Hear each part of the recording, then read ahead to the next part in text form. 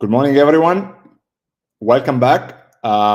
Today's session is on futures. We're going to look at some charts in the market, and then we're going to give you some ideas on how to read the levels, some tips. Patrick is going to share some tips on how to use them. Welcome, Patrick. Yeah, welcome everyone. Welcome team. Welcome followers. I think this could be a really nice session because this session is during the market hours. So we see the price action. We see how the levels are reacting. We will explain you why are the levels reacting maybe on this. But first things first, more important, the risk disclaimer Fabio will show you now. Read this, understand this, and then we will go straight forward.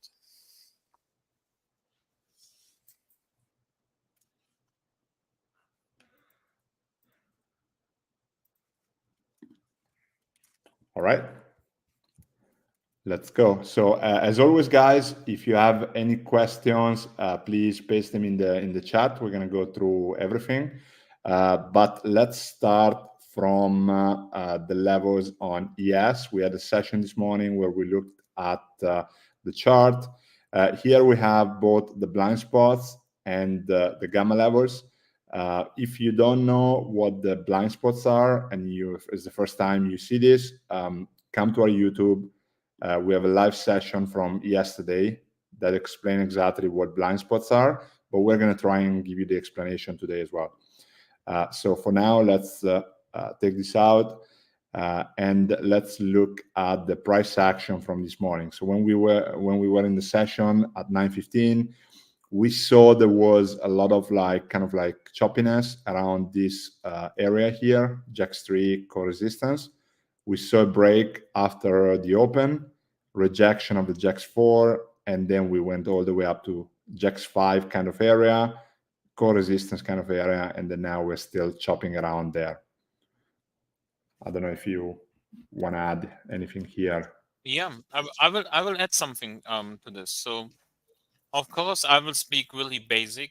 I want that anybody is understand this. I will not go in deep in technical analysis because we are not here for making technical analysis for you. You are the trader. We are delivering you the levels.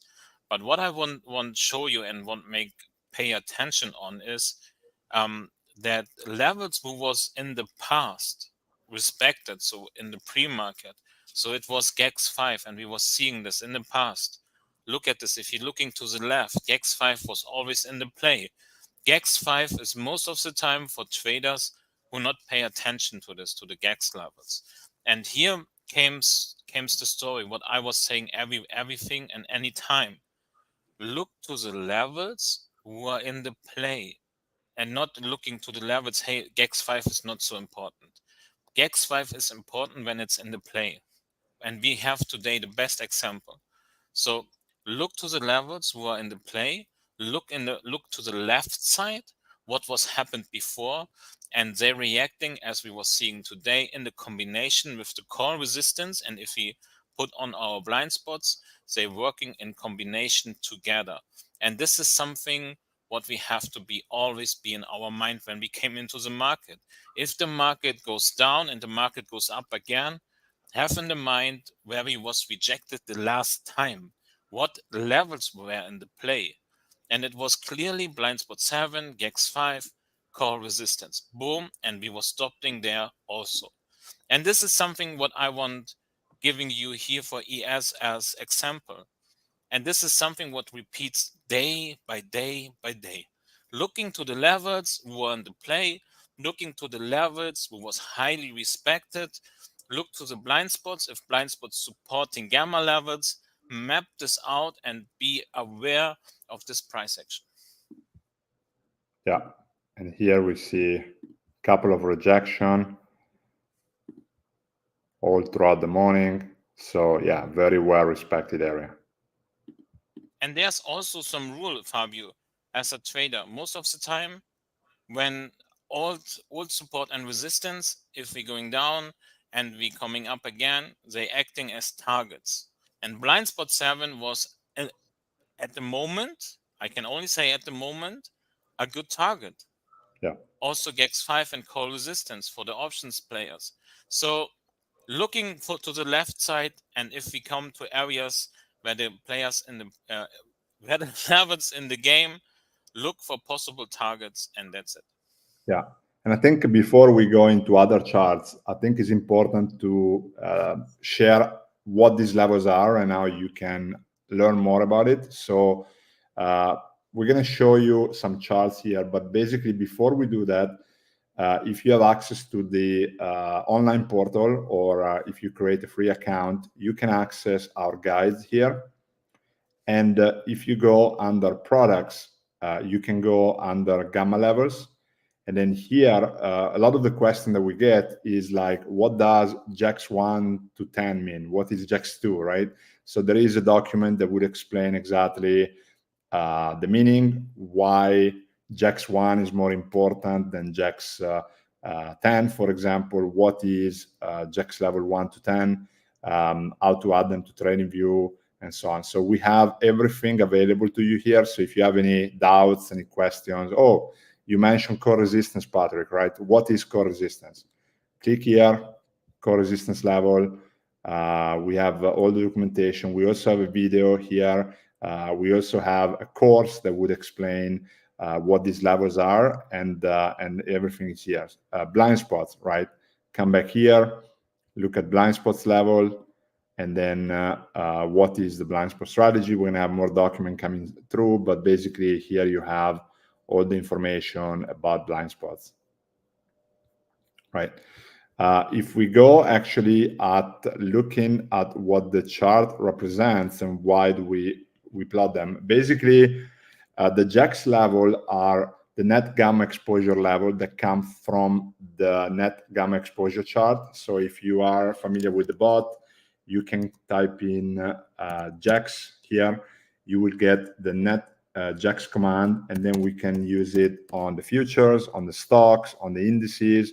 And here what we do is we get our primary level, so our core resistance, put support, high vol level. And then here you have this really nice chart that will show you very, very visually what are the areas with the highest put gamma, in this case, this area here, which is our put support. What are the areas with the highest net call gamma, which is this area here, which is our core resistance. And then the JAX level would represent the wider green or red bar that you see here. So this level, for example, would be probably our JAX 1. This could be our JAX 2, and so on. So you can combine the data that you see in the chart to the data that you see in the image here, or in the levels. And then you can also, one really good exercise is going back in time. So looking at, hey, how are the levels shifting? What was the status of this chart yesterday, right? So you can click on the arrow here, and we can look, for example, that, oh, the picture looks very different. You know, you have now a big cluster of call gamma here, and yesterday we actually didn't have that. So we see like that there was a big level here, but the rest was really less gamma than we see today. And then we can go back in time another day and we see the same picture, right? Then what you can do is you can look at the matrix, and you can look at, for example, the option chain on this contract. So obviously we're going to have rolling in a few days. So the September contract will roll into the December contract. What you can do here is you can look at the different expirations that are still at play, and look at the amount of gamma in percentage that is expiring. So we see that the majority of the gamma is going to expire in a couple of days, by this week actually. So and probably the rolling is going to happen soon after, like next week or so. So a lot of like the options are expiring, and then we see also some others expiring next week as well. So here what we see is the percentage of open interest. So 50% of open interest is still on the 20. So that's the last expiration that we have. So again, pay attention to that expiration, and then we can also see the different gamma levels for that expiration. And we also have here, very important, if you don't use it, I think it would be very, very useful, is the points for so the up and down points similar to the one-day expected move for that expiration. So if we look at, for example, September 16, by looking at the option data, we can have a volatility of 102 points above and below the spot price. So that can also help you to say, okay, what are my target areas? What are the levels I should be really paying attention to? And then, yes, come back to your chart, upload the level. These are updated every day, and then combine them with the blind spots. I would add something to this because we have sometimes the question, and this is something what helps you, I think, immense. So it's like when there is no levels anymore, there's no gamma levels, no blind spots. This has happened sometimes each month, one day or something like this. There's no levels because we're having in a pre-market crazy move. So it could be happen there's no level. And for this reason, go also in the NetJacks and looking on the NetJacks chart and what levels are the next areas in the place. So we're looking to 5,710 at the top and in the bottom to 5,260, for example. So if you have no levels on your chart, go to the NetJacks and look into this, what levels are in the play. And this is some goodie what you can also use. Yeah, and the reason there's no level, it doesn't mean there's no data, but we are only plotting 10 JAX levels, because otherwise your chart would be just full of levels and it wouldn't really be actionable. So it can be that if there is a big break, yes, you don't have levels, but in reality you do, because as Patrick mentioned, here you get the chart and you can see where the next areas can be. Yeah, and then we can also speaking about the one-day min and the one-day max. So when we're looking now to the NetJacks, how is this calculated, Fabio? Right? This is every time a question. How you know it? What is one-day min? What is one-day max? So how you calculate this? I mean, the model is a model that we built by looking at the option market. So what we do is we look at the potential move for the day. So here we see the forecasted move. So if we take away the blind spot, so those are again important because could be the areas that you can aim for. So if you are on a trade, that could be your target, but it could also be an area where you place a stop. So if you are like, if the price is here and you have the one-day minimum there, then you know that could be a potential level for your stop. We also have some interesting document on the website if you guys want to learn more about some backtesting that we have done. So if you go under product and go under gamma levels, we have the backtesting results of the one-day min and max indicator.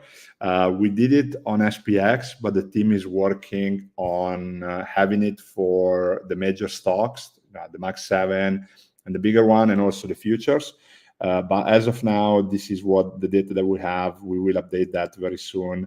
4 years of history, so from 2019 before the pandemic to 2023, this is kind of like the success of the one-day minimum. And for us, success means that if the price the next day closed above the one-day minimum and below the one-day maximum.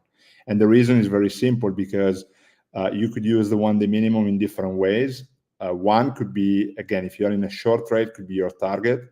The second could be a reversal trade. So if you are like, if the price approaches this level and you have data behind that says, hey, maybe the price can reverse today by looking at this data, then you can use that level as a reversal point too. So there's different ways of using it. A lot of our traders, they use it to place their spreads. So if you're, for example, selling options, sometimes that can become your strike price that you use, but obviously don't just use that. Use also the other option data that is available. But yes, that's the way you use it. And here you see the results. So you have a success rate of 87%. So on 842 days, sorry, on 961 days, 842, the price closed above the one-day minimum. And on 817, it closed below the one-day maximum. And then on 72% of the cases, 73%, the price stayed within both ranges, right? So that's important, because if you are an option seller, then you want to know that metric, because then you can use that data when you are choosing your strike, when you're choosing your strategy. We also do the same for stocks. So here you have the success here, and also here on the website you can also access the Excel file with all the data. So if you want to run your own kind of back testing as well, you can access the data here.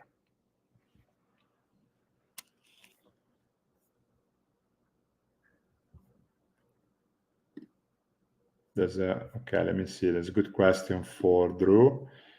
It could be both, Drew. So we have the way we plot them is the top 10 JAX levels that are in play for that asset. So it could be positive as well as negative.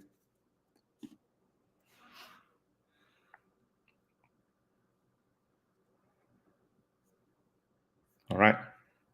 Should we go and look at some other charts, Patrick? What do you think? I would say going to NQ, because this is really interesting and also showing the blind spots.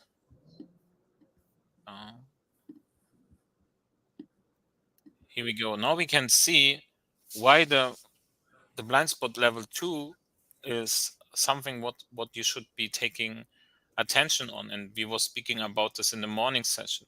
We were speaking about GEX level 2, blind spot 2, and also the GEX 3 area. And this is that's now extremely the best example. So the blind spot level 2 was before doing a great job in the pre-market, and it's doing again a great job. Is blind spot 2 now more important than blind spot level 1? No, it's the same with the GEX levels. But as I want to say, as a practical tip from my side, look to the levels who are in the play. At the moment, GEX 3, blind spot level 2, GEX 2, call resistance, and GEX 1, and gamma wall ZODT, for example. So that's at the moment your levels who are on the play, and don't take so much attention on the other stuff, and don't request something so much. It's just now an important level. Yes, it's 100% an important level, because it's in the play. Every level, what is in the play, is an important level. But on the whole picture, based on the options market, of course, GEX 3 is not so much important like GEX 1. Of course. But for us as traders, it's important what is in the play. We're trading futures contracts. And this is something where I can say over and over and over and over again. Pay attention on the levels who are in the play. Yeah, absolutely. All right. And we can go, we can have the same. So if you're looking to the gamma net checks, so then you see also what is GEX 2, why is this important? It's the second strongest one on the chart. Boom, and here we go. We see it. There's a lot of gamma activity there, so we have to take attention. And this is maybe also the answer why we cannot go and prove this. So we see at the moment we want going to the market, the Nasdaq won't fly away, but it cannot. Why it cannot? Look to the NetJax chart. We have huge activity there, so we have to breaking proof everything like this. This is hard. It needs something. And this is always compare it to the past. So look at the change in positioning from yesterday to today, going back a couple of days. So you see, like 3 days ago, for example, on Monday, we didn't have a lot of, always look at the visual. So green and red, very important. Green is the net call, red is the net put gamma. As you can see, the picture is getting clearer, where now we see a lot of clustering around these areas with a lot of net call gamma. You can also do that with the matrix. So if you open the matrix on NQ, now we see that everything is green. Right here, you see the value there. But then if you go back a couple of days, like for example, we see a lot of red here. So like, a lot of changes have happened over the past couple of days. And if you go here again, always look at the total exposure, the JAX, the DAX, normalize, etc.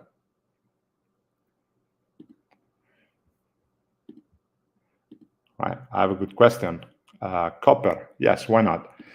So first, let's go through the coverage. So what we have right now is very extensive coverage of all the futures. So we have indices, we have NQ, ES, RTY, we have commodities, we have CL, NG, so natural gas. We have metals, so we have platinum, silver, copper, gold. Let me platinum, silver, gold, copper. We have the rates, so we have the bonds, 2, 5 years, 10 years, 20 years. And then we have forex, so we have Japanese yen, Australian dollars, GBP, euro, so the main G10 currencies. And also we have, and soon it's going to be populated here, we have crypto, we have Bitcoin, so we're going to look at that. And then we have soybean, corn, and wheat right here. So if we look at copper, very good example. Let's go here. And first of all, let's look at what contract we have available. So I think we are probably going to look at that HGX. So let's see there. So the first thing, we can type in the contract with the same symbology that is used with TradingView. So we don't have that. So let's look at the next contract. All right. So now we're looking at December contract. And the reason why we do this is because for metals, it tends to be, so the option activity tends to be in further contracts. So although you are trading the future, maybe you're trading the September, October month, there is actually no option activity until the next couple of months. And the reason is very simple, because of physical delivery and because the way the option market works. So always look at what option activity is available there. So in this case, we have our HGZ, which is the December contract. We see the net gamma exposure chart here.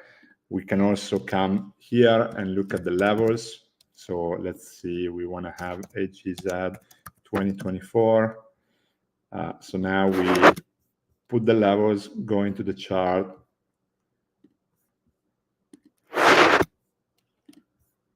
Now we open copper.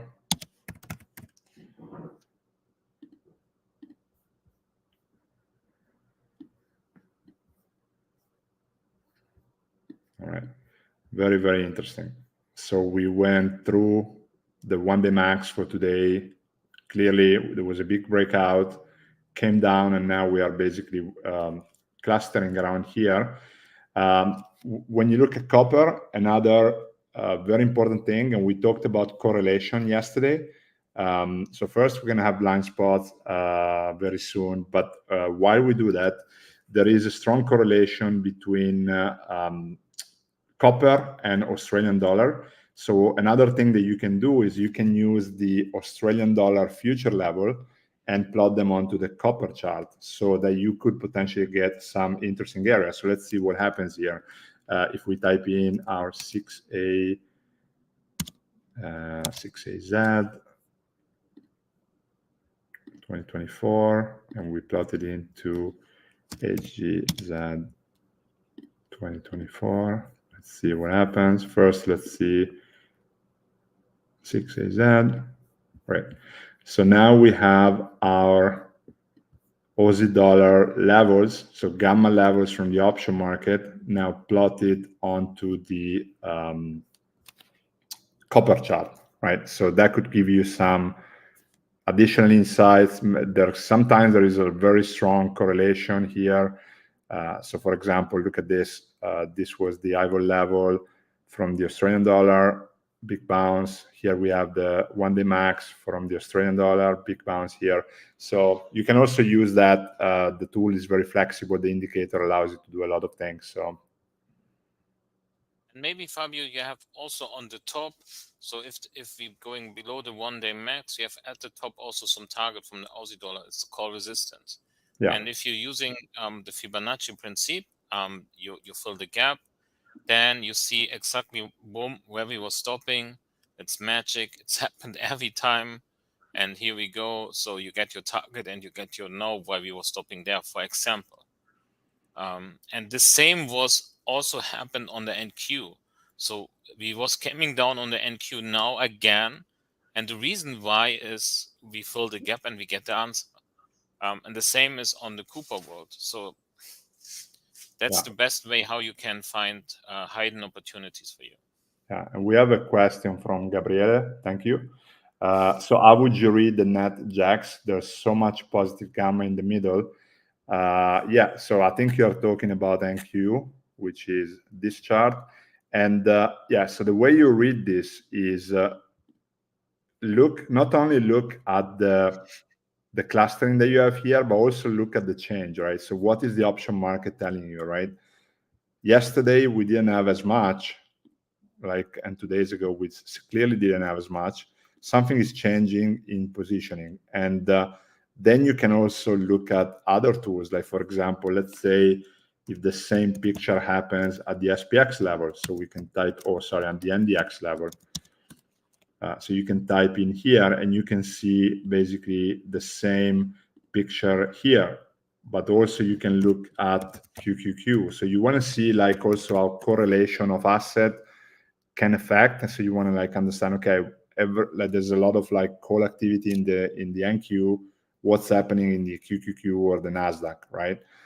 So here you can see that through the tool. You were talking about copper. Okay, copper. Copper is, yeah, so here what you see is the biggest level. So our core resistance is here, 452. And then you have really big gamma levels around this area here. So 440, 430, 424, 420. And those are the same data point that you see here in the chart. So let me just take away the conversion for now. Yeah, so here is the data is plotted for you in the chart here.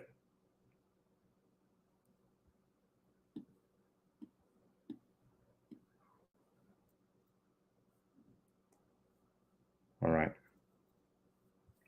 Can you go to the NQ chart? I want show this again because this is so important to understand how you can use the levels.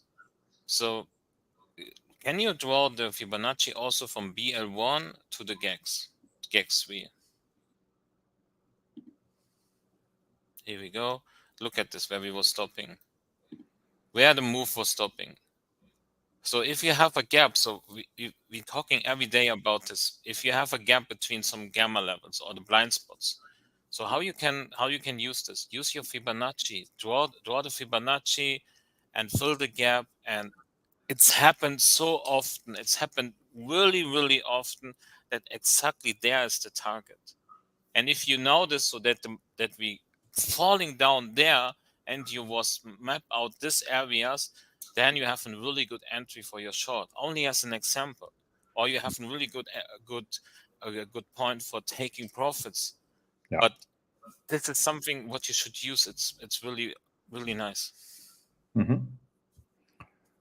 Okay. Any question, guys?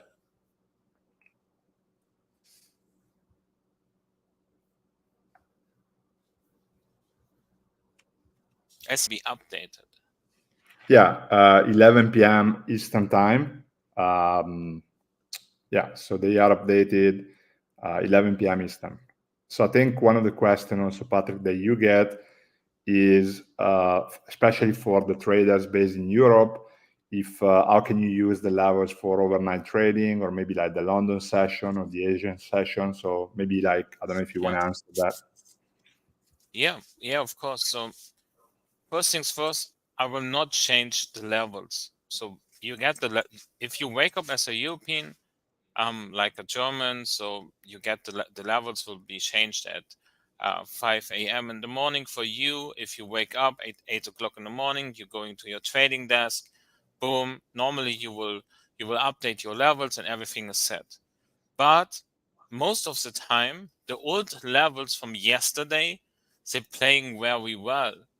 So I will first check before I will update my levels on the pre-market if the levels from yesterday are in the play. If they be in the play, there's no reason to change it, because the levels getting most effective when the US stock market is open, or we have some CPI, or we have some economic event. Then I will change this. But on the pre-market, London session, Asia session, UK session, European session, whatever you call it, so I will not change it, because the levels are most of the time in the play, and then go again on the same principle. Look for the levels who are in the play, and don't give so much attention on if this now GEX 5, GEX 6, GEX 7, what level is this? Look for the levels who are in the play and play the levels wisely. This is something what I can tell you. And make it sense to trade this? Basically, yes. There are many traders outside who trading the pre-market. So Yeah. there must be something what was working for the people. Yeah, and I think this is a good question from Drew, right? So if we see a change in net jacks to the positive side over the last few days, what do we extract from the shift? Okay, so basically, the important part is that option and options data is kind of like a leading indicator of market positioning. So like if you believe that the price of NQ tomorrow will reach 4, or so in this case, let's say, let's look at NDX. If you believe that the price tomorrow or in a week or in a month will reach this level, then what you can do is either you trade directionally or you buy a call option, right? So you buy a call option to the upside. If you have a strong belief that the asset would be moving up, the price at expiration will be above this level, so you can capitalize on the leverage. Or if you believe that the price of the asset will go down, then you buy a put option because you believe that at the expiration, the price could be below this point, right? So by knowing that, knowing how the shift in the option positioning is happening can tell you what people think that the asset could do, right? So it could be a sentiment indicator telling you, hey, maybe there's an event coming up, and why is everybody buying call option on that asset, right? And so that can help you as a trader basically like formulate your thesis. And then obviously what we also do have, we don't have them for futures yet, but we have our swing levels. So for example, if you are trading NQ, then what you can do, you can come on in our swing levels and see also like if anything is changing here. So still right now we are in a bearish kind of like trend on QQQ. You can also do the same thing on SPX, all the other asset, NVIDIA. So for example, this is interesting because on SPX, you see here we have a green level. If we go back in the past, we're actually shifting. So we were in a bearish kind of like scenario. And now, as of yesterday, looking at the option market, the scenario kind of shifted. So those are like the bands, that the 5-day bands that we provide here on SPX. You can also look at our swing levels and then take this data, plot it into the indicator right here. And then again, if we don't have them for future, not to worry, because we can convert that. So we can come here and convert SPX to ES. And now you can also use the swing levels on ES. Yeah. Right. So here you have our swing levels. Let's take away the blind spot for a second. So for the last 5 days, so these are the last 5 days of swing levels now are updated on ES, right? So the indicator very flexible. As you can see, we did it in few seconds, very easy to do. You can come in the chart in the morning and you're up and running in less than 30 seconds. Yeah, and again, the upper band was in play. So the levels are valid. Mm-hmm. All right. Okay, guys, I think this was a great session. If you want to learn more about MenthorQ, you can find us here. And if you have any questions on any of the things that we touched today, or if you want to just reach out, please send us an email, info@mentorq.com. You can also sign up for our free account, and you can get access to all the tools that are here. So you can access our free academy, one of the option screeners, the guides, and especially our community. So you can join our Discord server by just signing up here. So very easy. Yeah, Drew, thank you. This is why we're doing this. So we love to hear your feedback. Excellent session. Thank you, Booth. Thank you that you was joining again.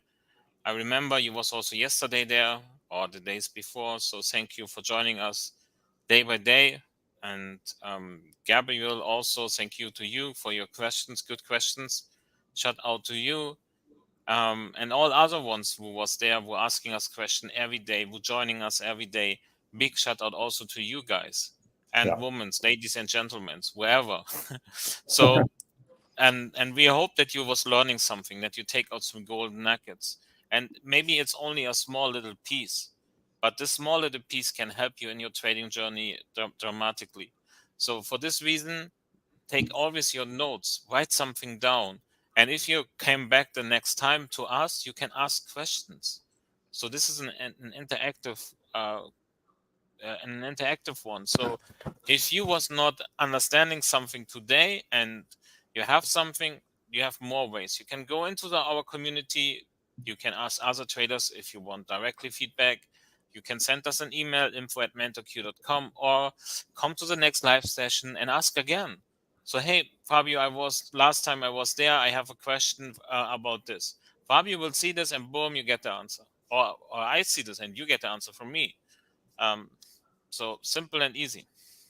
Yeah, and if you don't know how to find the live session, go on our YouTube channel under live. And tomorrow we have 2 sessions coming to end the week. We had a really good session on blind spot, as we mentioned yesterday. We had earnings.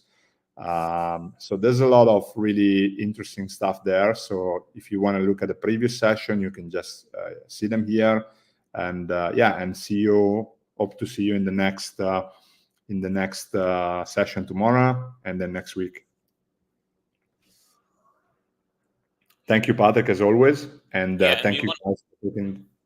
And we want also say thank you. You can use the coupon code LIFE25 that you can get 25 discount on our subscription, monthly or yearly. You have to choose. You can also take the trial 7 days. So if you want giving us a try, you want to see how this works.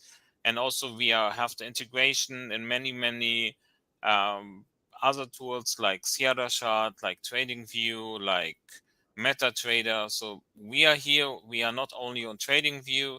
We are not bundled with someone. We're looking always for the best options, what we have to giving you. We are working also, I think, Fabio, with Bookmap, correct? Bookmap, Quanthour, and Atas. So those are kind of like the next 3 integration that we are looking into. So those would be. And if your favorite tool is not there, write us a message and we look into this if this is possible. And yeah, we're giving you an update. If we putting this on our roadmap, and if not, we're saying also why at the moment not. And yeah, so you're welcome to work on a great tool with us together. Arrivederci. Nice. Thank you, JT. And see you guys tomorrow. Thank you, Patrick, again, and see you in the room. Yeah, bye-bye. Bye-bye.